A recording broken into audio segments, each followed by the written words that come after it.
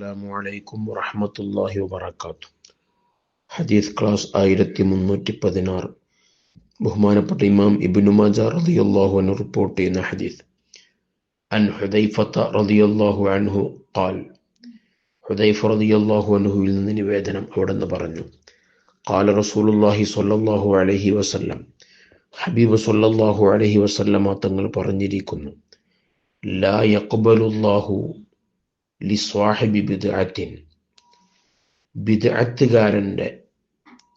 ബിദ്അത്തുകാരിൽ നിന്ന് അള്ളാഹു സ്വീകരിക്കുകയില്ല, സൗമൻ ഒരു നോമ്പും, വലാ സ്വലാത്തൻ ഒരു നിസ്കാരവും, വലാ സ്വദഖത്തൻ ഒരു ദാനധർമ്മവും, വലാ ഹജ്ജൻ വലാ ഉംറത്തൻ ഒരു ഹജ്ജോ ഉംറയോ, വലാ ജിഹാദൻ ഒരു സമരവും, വലാ സർഫൻ വലാ അദ്ലൻ അവരുടെ ഒരു അമലും ഒരു ക്രിയവിക്രയങ്ങളും ഒന്നും അള്ളാഹു സ്വീകരിക്കുകയില്ല. ബിദ്അത്തുള്ളവൻ, ബിദ്അത്തുകാരന്റെ ഒരു അമലും അള്ളാഹു സ്വീകരിക്കൂല. അവൻ എന്ത് ദീനിന്റെ കാര്യം ചെയ്താലും,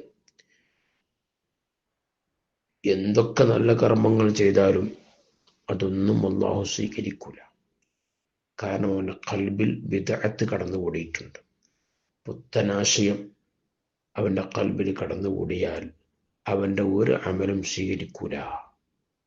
യഖ്റുജു മിനൽ ഇസ്ലാം കമാ തഖ്റുജു ശഅറത്തു മിനൽ അജീൻ, മാവിൽ നിന്ന് മുടി പുറത്തെടുക്കുന്നത് പോലെ ഇസ്ലാമിൽ നിന്ന് പുറത്തു പോകുമെന്നാണ് ബിദ്അത്തുള്ളവൻ.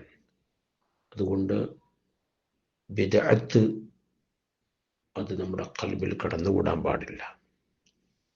മുത്തനബി സല്ലല്ലാഹു അലൈഹി വസല്ലമ തങ്ങളും സ്വഹാബത്തും നമുക്ക് കാണിച്ചു തന്ന പാത, ആ പാതയിൽ ഉറച്ചു നിൽക്കണം.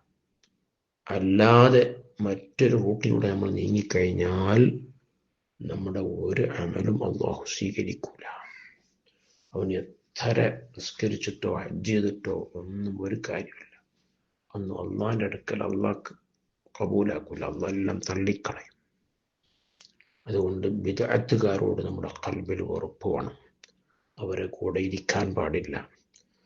അവരെ കൂടെ ഇരുന്നാൽ അവന്റെ ഖൽബിൽ നിന്ന് ഈമാൻ ഊരിക്കളയും. അവരുമായുള്ള സഹവാസം പാടില്ല. കാരണം നമ്മുടെ ഖൽബിലേക്ക് നാം അറിയാതെ ബിദ്അത്ത് കടന്നുകൂടും. അത്തരം ആളുകളോട് നമ്മൾ എപ്പോഴും അകന്നു നിൽക്കണം. അല്ലാഹു തആല നമ്മെ, നമ്മുടെ സന്താന പരമ്പരയൊക്കെ അഹ്ലുസുന്നത്തി വൽ ജമാഅയിൽ അടിയുറച്ചു നിൽപ്പിക്കുമാറാവട്ടെ. ആമീൻ. വസല്ലല്ലാഹു അലാ സയ്യിദിനാ മുഹമ്മദിൻ വഅലാ ആലിഹി വസഹ്ബിഹി.